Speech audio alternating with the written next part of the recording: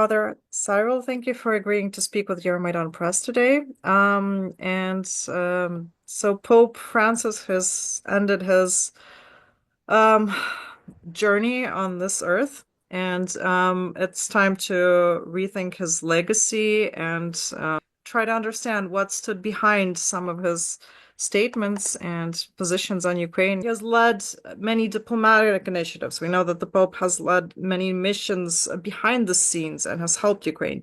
But in his official statements, he has for a long time avoided naming Russia as the aggressor and was very diplomatic in his statements, and that felt like a betrayal to many Ukrainians. What do you think are the real reasons behind his reluctance to clearly state that Russia is committing evil? Right. Well, first of all, I think it will take a long of time to evaluate properly his figure, his actions, his inactions, his words, and his silence. We can do only preliminary evaluations or judgments of what he has said or what he has not said. Certainly, one of those things that we can already say that Ukrainians are embarrassed about, and we can even see it right now, a few hours after he reposed, how Ukrainians react to his death, and the reactions are uh, they vary, to say the least. There are some reactions which appreciate his role, his mission, and there are reactions that are not so much appreciating, I would say. Indeed, on the one hand, Pope Francis uh, clearly solidarized himself with the Ukrainian people, with the suffering. He was one of a few religious leaders globally who have been outspoken about the war, who has been clear about who is the victim in this war. At the same time, he was not as clear about who was the aggressor, the perpetrator of the war. And that is one of the things that the Ukrainians don't like about him. I think that his kind of ambivalent standpoint can be explained by the traditions of the Vatican diplomacy, which holds that even the worst aggressors are not named, are not fingered out. Yes, the Holy See, the Vatican diplomacy can condemn acts of violence, acts of violation of human rights, of human life. At the same time, they hesitate to name the perpetrator. I personally believe this is an ambiguous tradition, to say the least. It does not concur with the idea of the church as the container of truth, as an indicator of truth, with the prophetic voice of the church. The church should have prophetic voices, and we know from the Old Testament when the prophets not just not just stood with the victims, they also condemned explicitly the perpetrators. In this sense, the Vatican diplomacy is not prophetic at all, and the Pope, the late Pope, concurred with this line of Vatican diplomacy. With some exceptions, though. Well, because he was so much kind of outside of any format. He was so much beyond the regulations. He sometimes stepped out from this tradition of Vatican diplomacy. Remember when some words slipped from him, when he named, for example, Patriarch Kirill as the altar boy of Putin, which was ultimately undiplomatic, which upset the Russian Patriarch a lot. That's why so far I saw the words of condolences coming from President Putin, but I haven't seen the words of condolences coming from Patriarch Kirill yet. Well, maybe I'm wrong. I haven't checked the latest developments, but it seems that, well, Patrick Kirill is really upset. I know for sure that he's very upset uh, because of that phrase of Pope Francis, which probably has become a sort of label that will stay with Patrick Kirill after, after his death, for a long Which time, if not for things? centuries. So Pope Francis was, well, yes, concurrent with the diplomatic traditions. At the same time, he went beyond. Sometimes he stepped over them, and he was indeed a very complicated, well, for some, a controversial figure. He tried, well, in the words of Apostle Paul, I should remember, I should remind us of the words of Apostle Paul, who tried to be everything for everyone, to save at least someone. Uh, Pope Francis tried to be everything for everyone. Not everyone was happy about that. And well, the Ukrainians were not particularly happy about Pope Francis not naming the perpetrator. At the same time, I believe he was on the Ukrainian side. He was on the right side of history. He was pro-Ukrainian, undoubtedly, even though he was not so much explicitly pro-Ukraine, always in the way that we want him to be. What can we say about this Vatican's approach to diplomacy in this area of blatant aggression? Is it perhaps outdated? Should it be changed? Does it have roots in being everything for everyone? Are there theological roots to this approach, or are they rather political? Yeah. Um, what do you think? Yeah, I personally disagree with this approach. I believe it is unevangelical, it is unchristian, it Hmm. is unprophetic. Of course, we can trace the roots of this diplomacy, of this approach, back to the period, for example, back to the period of the Cold War, when this approach was shaped as a part of Ostpolitik of the Vatican to approach the Soviet Union, not to upset the Soviet Union, not to condemn the policies, Soviet policies. Uh, it goes back further, even before the Cold War, when, for example, the Vatican hoped to establish relationships, even a concordate with the Soviet Union until the 30s.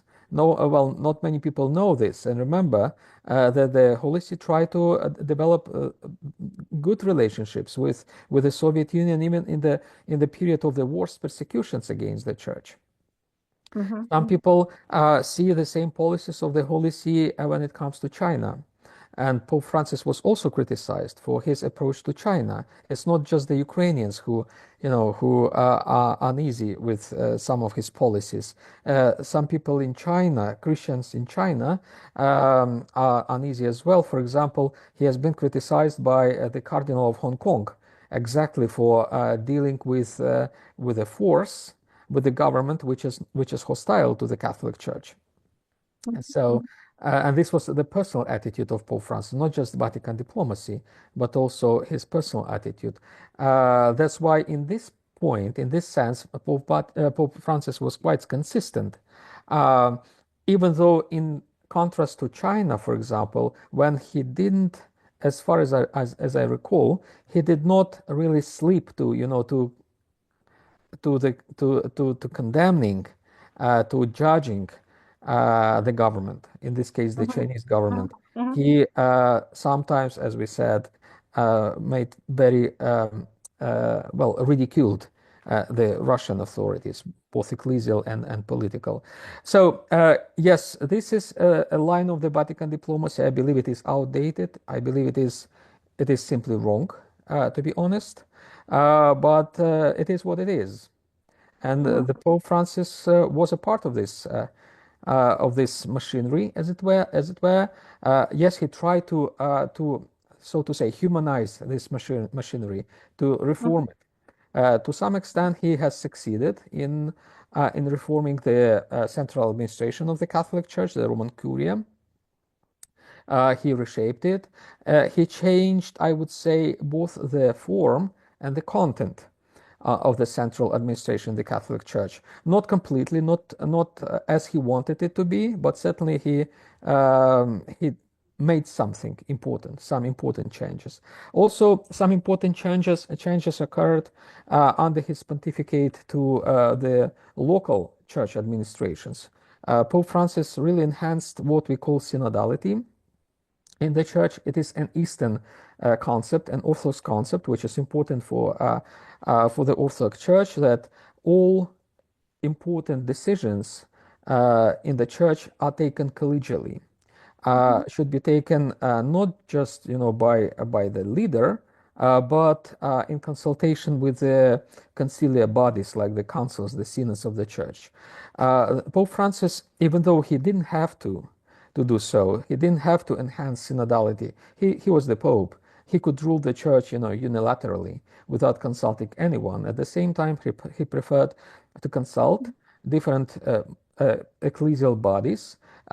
He successfully ran a series of consultations, long consultations on synodality, the so-called conciliar process. In the Catholic Church, every October, especially recently, in the recent years, bishops from over the world came to Rome to discuss various issues pertinent to the church in the spirit of synodality, and to discuss synodality in the sense as it is understood in the Orthodox Church, for example. And this was also an important reform that Pope Francis has undertaken, and he should be credited for it. Hmm. Okay, thank you. So you mentioned how the Vatican's diplomacy was shaped by the 20th century and interactions with in the Cold War.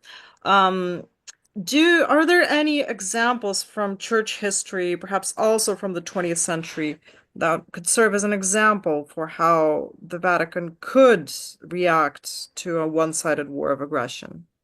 And didn't.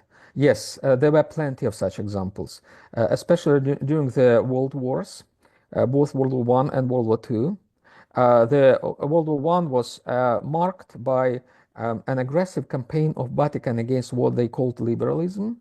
It was a very political campaign, a very ideological campaign, and the Catholic Church took a very active and proactive part in this campaign.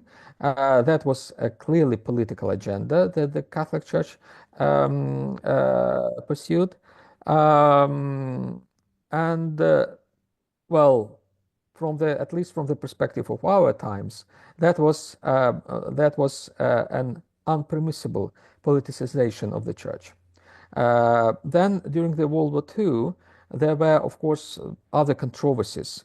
The attitude of the Holy See, for example, to Holocaust, to the cruelties of the war. The popes of the time and the Vatican authorities, the Holy See's authorities, were condemned for at least keeping silent about Holocaust. Now we know from the documents that have been made public that the Vatican was pretty much aware about the Holocaust and all the atrocities by the Nazis, and yet they kept silent when they could speak, with only a few exceptions, when some church hierarchs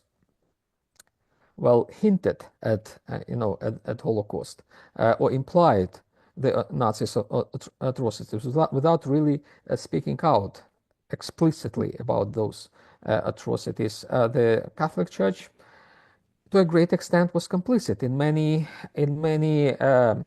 wrong deeds of the time. Also, there are accusations against the Holy See for collaborating with, for example, fascist regime in Italy, that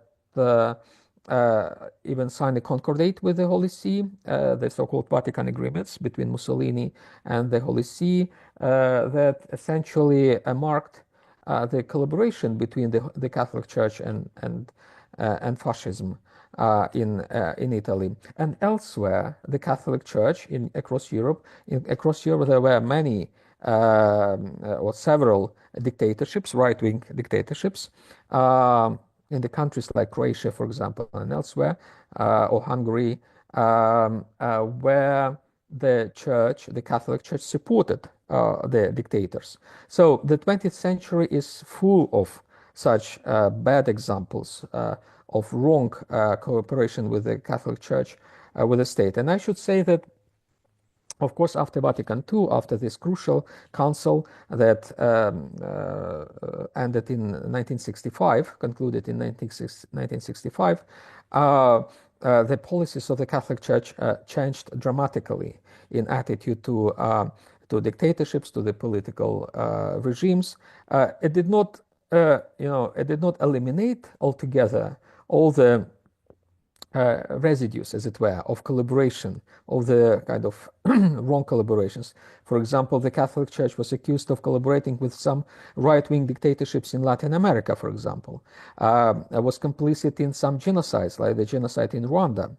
And Pope Francis himself was somehow implied to be somehow complicit in, for example, the disappearance of a couple of Catholic priests during the Dirty War in Argentina, when there was this kind of right-wing dictatorship of Peron, and when the church, well, on the one hand, collaborated with the regime, right-wing regime. On the other hand, kept a blind eye on some crimes of that regime. And Pope Francis was active in Argentina at that time, and that is one of kind of the blind spots in his biography, as it were. At the same time, he did when as a pope, he did a lot in order to reconcile with its past, in order to overcome the mistakes of the past. Like, for example, he publicly apologized for the participation of the Catholic Church in the Rwandan genocide.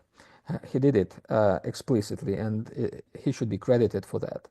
He actually apologized for many things that happened in the recent past of the Catholic Church.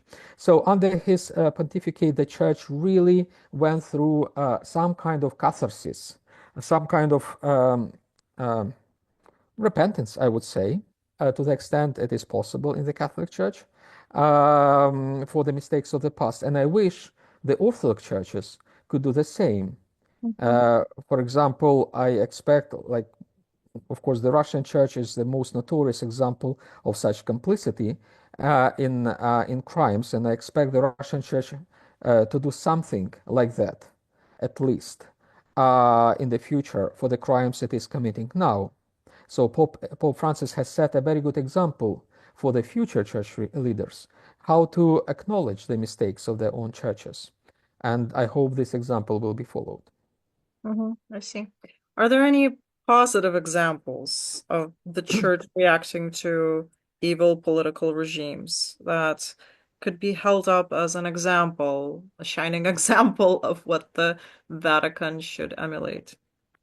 Well, I've already mentioned some of them, the acknowledgement of the mistakes of the past, but also um, the attempts to correct political standpoints of the political authorities. The most recent one is the reaction of the Holy See to the policies of President Trump's administration to immigrants, for example.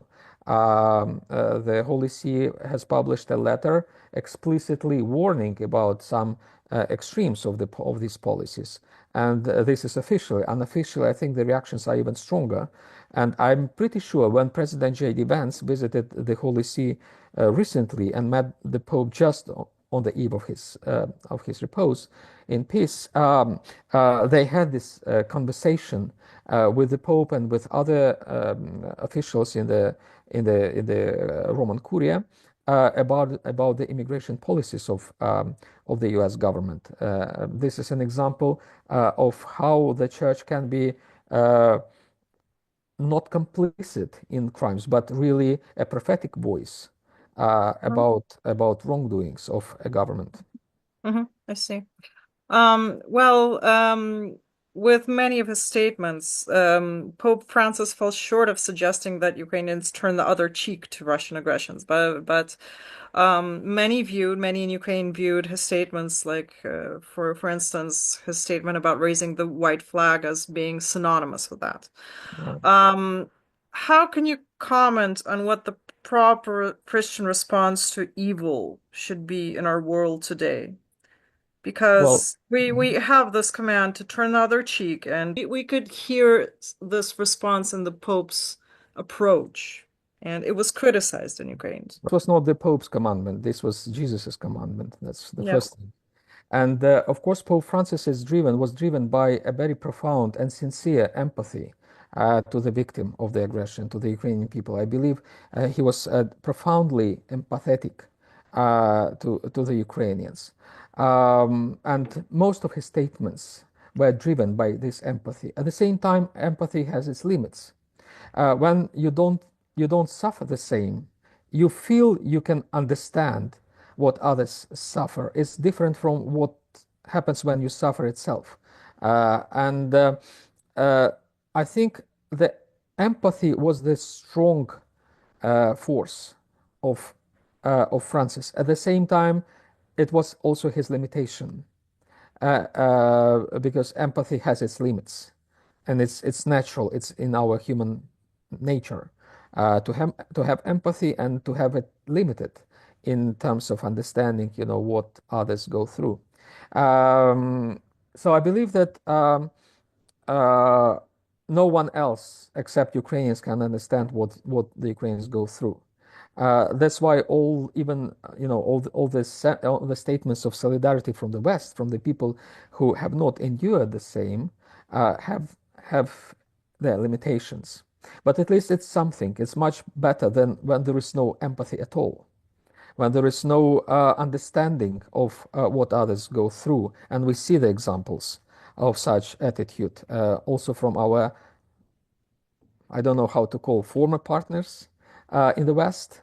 And we saw the statements by some officials in the US government that empathy is like almost like a plug, like an evil in the Western, like the source of problems of the Western civilization. This is a very worrying statement.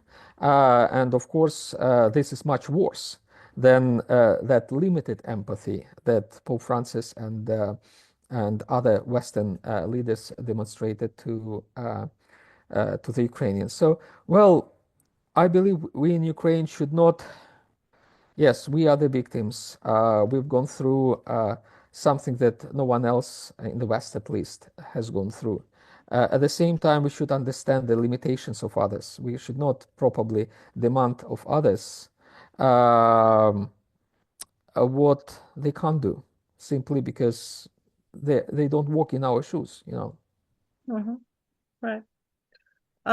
What do you think will Francis's successor do? What line will the next pontiff continue? Is he likely to keep reforming the Vatican's approach as Francis, or is he likely to take on a more classical role of Vatican diplomacy?